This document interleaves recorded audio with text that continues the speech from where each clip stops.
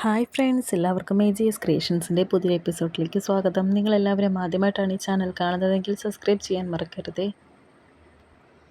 കാഞ്ചന ഇപ്പോൾ അർച്ചനയെ വിളിക്കുന്നുണ്ട്. അർച്ചനയെ വിളിച്ചിട്ട് പറയുന്നുണ്ട് അവന്തികയുടെ ഓഫീസിലേക്ക് ജോലിക്ക് അവന്തിക എടുത്തു എന്നുള്ള കാര്യം. അങ്ങനെ അത് കേട്ട് നല്ല കാര്യം എന്ന് പറയുന്നുണ്ട് അർച്ചന.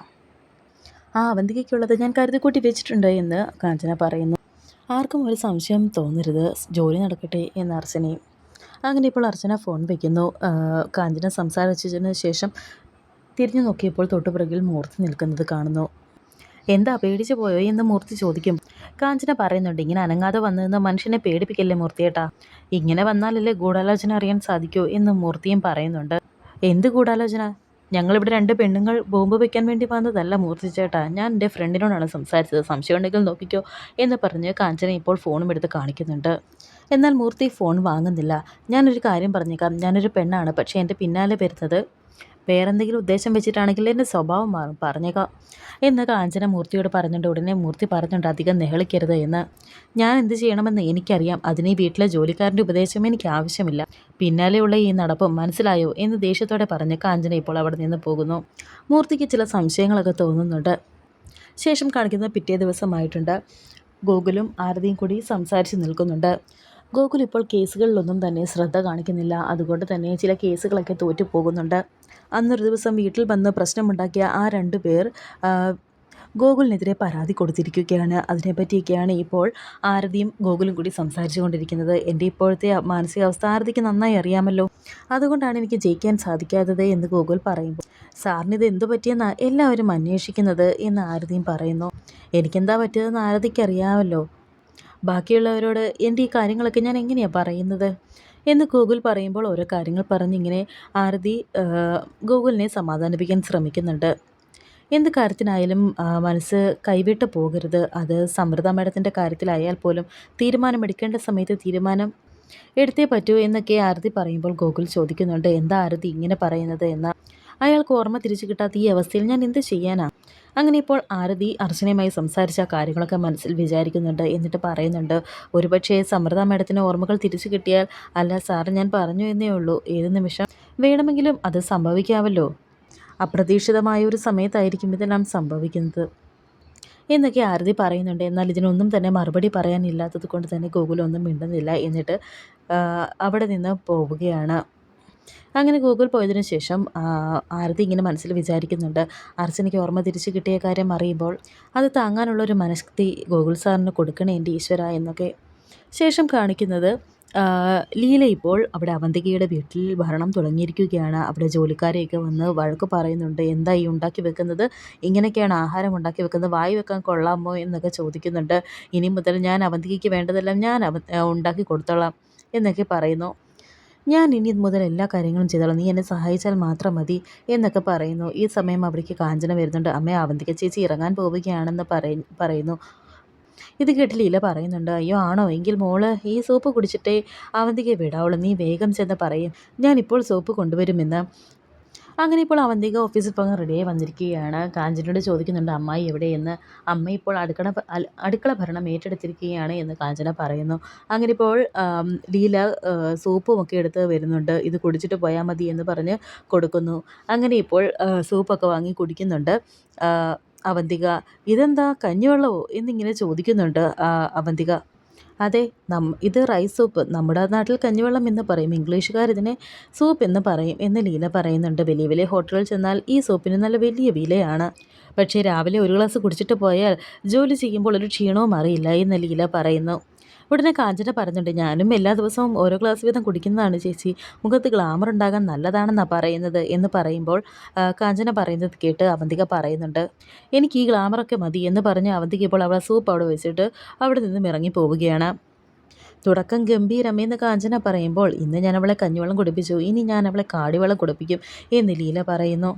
ഞാൻ അടുക്കളയിലുള്ള പദ്ധതികളൊക്കെ റെഡിയാക്കിക്കോളാം, നീ ബാക്കിയുള്ളതൊക്കെ നോക്കിയാൽ മതി എന്നൊക്കെ കാഞ്ചനയോട് പറയുന്നുണ്ട് ലീല. അമ്മ കൂടുതൽ ഓവർ ആക്ട് ചെയ്ത് കുളവാക്കാതിരുന്നാൽ മതി എന്ന് കാഞ്ചന പറയുമ്പോൾ ലീല പറയുന്നുണ്ട്, ഞാനേ അവന്തികയുടെ അമ്മായിയാണ്, ലീലാവതി അമ്മായി. എന്ന് പറഞ്ഞ് ലീല ഇപ്പോൾ അകത്തേക്ക് പോവുകയാണ്. പിന്നീട് കാണിക്കുന്നത് സച്ചിയാണ്. സച്ചി ഇപ്പോൾ ആരതിയെ കാണാനായി അവിടെ വെയിറ്റ് ചെയ്ത് നിൽക്കുന്നുണ്ട്. ആരതിയെ വിളിച്ചിട്ട് ആരതി ഫോൺ എടുക്കാത്തത് കൊണ്ട് തന്നെ അങ്ങനെ ആരതിയെ നേരിട്ട് കാണുന്നതിനായി സച്ചി വന്ന് വെയിറ്റ് ചെയ്ത് നിൽക്കുന്നുണ്ട്. അങ്ങനെ ഇപ്പോൾ ആരതി അവിടേക്ക് വരുന്നുണ്ട്. 2 ദിവസമായി വക്കീലിൻ്റെ പെരുമാറ്റം എനിക്ക് മനസ്സിലാവുന്നുണ്ട്. എൻ്റെ ഫോൺ പോലും എടുക്കുന്നില്ലല്ലോ എന്നൊക്കെ സച്ചി ഇങ്ങനെ ചോദിക്കുമ്പോൾ, എൻ്റെ ഭാഗത്ത് നിന്ന് എന്തെങ്കിലും തെറ്റുണ്ടായിട്ടുണ്ടെങ്കിൽ അതിന് ഞാൻ ക്ഷമ ചോദിക്കാമെന്നും സച്ചി പറയുന്നു. ഇത് കേട്ട് ആരതി പറയുന്നുണ്ട്, സച്ചി ഇങ്ങനെ ആവശ്യമില്ലാതെ ചിന്തിച്ച് കൂട്ടുന്നത് എന്തിനാണ്? ഒന്നോ രണ്ടോ തവണ വിളിച്ചിട്ട് കിട്ടിയില്ല, അത്രയല്ലേ ഉള്ളൂ. സച്ചി, ഞാനൊരു അഡ്വക്കേറ്റാണ്. എനിക്ക് ഒരുപാട് കേസുകളുണ്ട്. അതിൻ്റെ കാര്യങ്ങളൊക്കെ തിരക്കി എനിക്ക് തല പുകഞ്ഞിരിക്കുകയാണ്. അങ്ങനെ ആ തിരക്കിനിടയ്ക്ക് ചിലപ്പോൾ ഫോൺ എടുക്കാൻ കഴിഞ്ഞെന്ന് വരില്ല എന്നൊക്കെ ആരതി പറയുമ്പോൾ സച്ചി പറയുന്നുണ്ട്, ഇപ്പോഴാണോ വക്കീലിന് ഇത്രയും തിരക്ക് വന്നത്? നേരത്തെ ഇങ്ങനെയൊന്നും ആയിരുന്നില്ലല്ലോ.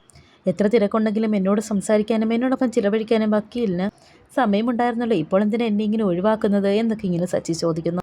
ഇത് കേട്ട് ആരതി പറയുന്നുണ്ട്, സച്ചിയുടെ കേസ് ഇനി ഈ കോടതിയിലല്ല, ഹൈക്കോടതിയിലാണ്. അവിടെ എന്നെപ്പോലൊരു വക്കീൽ പോരാ, നല്ലൊരു വക്കീലിനെ വെക്കണം എന്ന് ആരതി പറയുമ്പോൾ സച്ചി പറയുന്നുണ്ട്, അതിന് നമ്മുടെ കേസ് തോറ്റിട്ടില്ലല്ലോ. ഹൈക്കോടതിയിൽ നിന്ന് സ്റ്റേ വാങ്ങിച്ചത് വക്കീലിൻ്റെ കുഴപ്പമല്ലല്ലോ. അങ്ങനെ ഞങ്ങൾ ആരെങ്കിലും പറഞ്ഞിട്ടുണ്ടോ? ഇല്ലല്ലോ. പിന്നെന്തിനാ ഇങ്ങനെയൊക്കെ പറയുന്നത് എന്നൊക്കെ ഇങ്ങനെ സച്ചി ചോദിക്കുന്നു.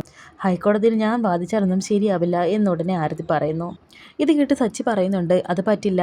ഇനി സുപ്രീം കോടതി വരെ പോയി വാദിക്കേണ്ടി വന്നാലും ഈ കേസ് വക്കീൽ തന്നെ വാദിച്ചാൽ മതി എന്ന് സച്ചി പറയുന്നു. അത് സച്ചിക്ക് കേസിനെക്കുറിച്ച് വലിയ ധാരണയില്ലാത്തത് കൊണ്ടാണ് ഇങ്ങനെയൊക്കെ പറയുന്നത്. അവിടുത്തെ വക്കീലന്മാരുടെ മുന്നിൽ ഞാൻ ഒന്നുമല്ല എന്ന് ആരതി പറയുമ്പോൾ സച്ചി പറയുന്നുണ്ട്, ജീവിതം കൈവിട്ട് നിൽക്കുന്ന ഒരുത്തനാണ് ഞാൻ. വക്കീലും കൂടി എന്നെ ഇങ്ങനെ വേദനിപ്പിക്കരുത്. എനിക്കിത് സഹിക്കാൻ കഴിയില്ല. വക്കീലിൻ്റെ കൂടെയില്ലെങ്കിൽ പിന്നെ കേസും കോടതിയും ഒന്നും വേണ്ട. എല്ലാം പോട്ടെ, എല്ലാം ആരെങ്കിലും കൊണ്ടുപോയിക്കോട്ടെ. എനിക്കൊന്നും വേണ്ട. അതിനേക്കാൾ നല്ലത് ഞാൻ ഇല്ലാതാകുന്നതാ എന്ന് പറഞ്ഞ് സച്ചി ഇപ്പോൾ കരയുന്നുണ്ട്. ഇത് കണ്ട് ആരതിക്ക് സങ്കടമാവുന്നുണ്ട്. ഉടനെ സച്ചിയുടെ കയ്യിൽ പിടിച്ചിട്ട് ആരതി പറയുന്നു, സോറി സച്ചി, ഞാൻ അറിയാതെ പറഞ്ഞു പോയതാണ്, എന്നോട് ക്ഷമിക്കുക എന്നൊക്കെ പറയുന്നു.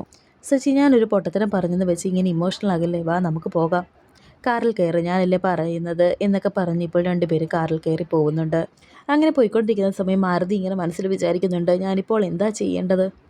അർച്ചനയ്ക്ക് ഓർമ്മ തിരിച്ച് കിട്ടിയ കാര്യം സച്ചിയോട് പറഞ്ഞാലോ? എന്നാൽ അർച്ചന പറഞ്ഞ കാര്യവും ആരതി ഇങ്ങനെ ആലോചിക്കുന്നുണ്ട്. കുറച്ച് സമയം കൂടി വേണം, കുറച്ച് കഴിഞ്ഞിട്ട് എല്ലാവരെയും അറിയിച്ചാൽ മതി എന്നുള്ളത്. അങ്ങനെ അതൊക്കെ ആലോചിച്ചിട്ട് ആരതി പിന്നെയും മനസ്സിൽ വിചാരിക്കുന്നു, വേണ്ട, ഇപ്പോൾ ഇത് സച്ചി അറിഞ്ഞാൽ ഒരു ഭ്രാന്തനെ പോലെ അവിടേക്ക് ചെന്ന് കയറും. ഇപ്പോൾ അതല്ല വേണ്ടത്, എന്തായാലും കുറച്ചുകൂടി കഴിയട്ടെ എന്നൊക്കെ ഇങ്ങനെ മനസ്സിൽ വിചാരിക്കുന്നു. വക്കീലും കൂടി എന്നെ ഇങ്ങനെ അവഗണിച്ചാൽ ഞാൻ തകർന്നു പോകും എന്ന് സച്ചി പറയുന്നുണ്ട്. 2 ദിവസം എനിക്ക് നല്ല തിരക്കായിരുന്നു. അതിന് ആരവഗണിച്ചു സച്ചിയെ എന്നൊക്കെ ഇങ്ങനെ ആരതി ചോദിക്കുന്നുണ്ട്.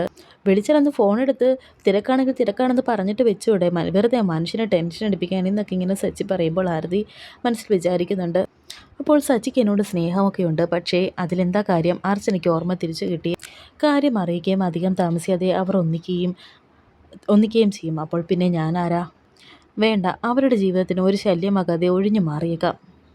പക്ഷേ എത്ര ശ്രമിച്ചിട്ടും എനിക്ക് സച്ചിയെ മനസ്സിൽ നിന്ന് പറിച്ചു കളയാൻ കഴിയുന്നില്ലല്ലോ എൻ്റെ ഈശ്വര എന്നൊക്കെ ഇങ്ങനെ വളരെയധികം സങ്കടത്തോടെ ആലോചിക്കുന്നുണ്ട് ആരതി. ശേഷം ഇപ്പോൾ രാജീവിനെയാണ് കാണിക്കുന്നത്. രാജീവും അർച്ചനയും കൂടി ഒരു റെസ്റ്റോറൻറ്റിൽ വന്നിരിക്കുകയാണ്, അതും കാഞ്ചനയെ കാണുന്നതിന് വേണ്ടി. അങ്ങനെ ഇപ്പോൾ കാഞ്ചന അവിടേക്ക് വന്നിട്ടുണ്ട്. എന്താണ് കാണണമെന്ന് പറഞ്ഞത് എന്ന് കാഞ്ചന ചോദിക്കുമ്പോൾ, നമ്മുടെ അടുത്ത സ്റ്റെപ്പ് മൂവ് ചെയ്യാൻ സമയമായി എന്ന് രാജീവ് പറയുന്നുണ്ട്. അവന്തികയ്ക്ക് സംശയമൊന്നും ഇല്ലല്ലോ എന്ന് അർച്ചന ചോദിക്കുമ്പോൾ, അവരുടെ കണ്ണുകൾ എൻ്റെ പിന്നാലെ ഉണ്ടായിരിക്കും, അതെനിക്ക് ഉറപ്പാണ് എന്ന് കാഞ്ചന പറയുന്നു. എന്താണ് നമ്മുടെ പ്ലാൻ എന്നും ചോദിക്കുന്നുണ്ട്.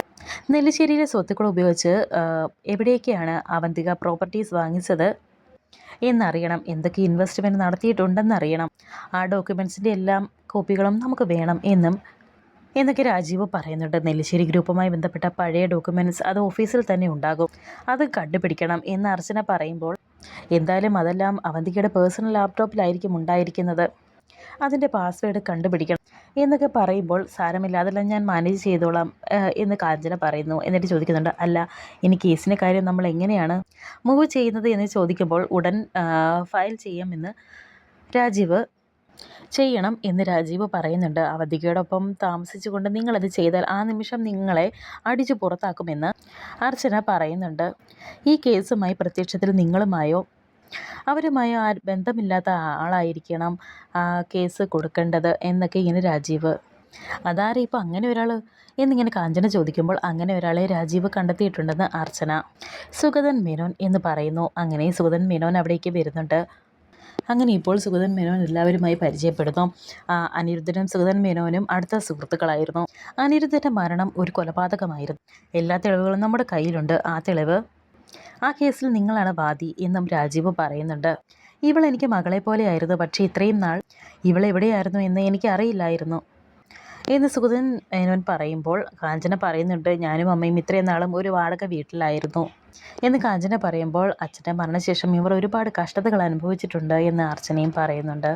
ഇവർ വന്നതിന് ശേഷമാണ് ഞങ്ങൾ സത്യങ്ങളെല്ലാം അറിഞ്ഞത് എന്ന് കാഞ്ചന പറയുമ്പോൾ മോള് വിഷമിക്കേണ്ട, എന്ത് സഹായത്തിനും ഞാൻ ഉണ്ടാകും എന്ന് സുഗതൻ മേനോൻ പറയുന്നു. ഇന്നു മുതൽ അവരുടെ കൗണ്ട് ഡൗൺ തുടങ്ങിക്കഴിഞ്ഞു. എൻ്റെ അച്ഛനെ കൊന്നവരെ ഞാൻ വെറുതെ വിടില്ല എന്ന് കാഞ്ചന പറയുന്നുണ്ട്. എല്ലാവർക്കും അവന്തികയോട് തീർക്കാൻ ഓരോരോ കണക്കുകളുണ്ട്. നാളെയോ മറ്റന്നാളോ നമുക്ക് കേസ് ഫയൽ ചെയ്യാം. നിങ്ങൾ ഒപ്പിട്ട് കൊടുത്താൽ മാത്രം മതി, ബാക്കി അവർ നോക്കിക്കൊള്ളും എന്ന് രാജീവ് പറയുന്നു. ഈ സമയം ഇപ്പോൾ ഗോകുൽ അർച്ചനയുടെ ഫോണിലേക്ക് വിളിക്കുന്നുണ്ട്. എന്നിട്ട് ചോദിക്കുന്നുണ്ട്, താനിത് എവിടെയാണ് എന്ന്. ഇന്ന് സ്കൂൾ ബസ് ഇല്ല, അതുകൊണ്ട് കോടതിയിൽ കേസ് കഴിഞ്ഞിട്ടില്ല, അതുകൊണ്ട് മോളെ വിളിക്കാൻ താനൊന്ന് പോകാമോ എന്ന് ഗോകുൽ ചോദിക്കുമ്പോൾ അതിനെന്താ, ഞാനൊരു ഓട്ടോയിൽ പോയി മോളെ പോയി വിളിച്ചോളാം എന്ന് അർച്ചനയും പറയുന്നു. വരാനിരിക്കുന്ന പുതിയ എപ്പിസോഡുകളുമായി വീണ്ടും കാണാം. Thank you for watching.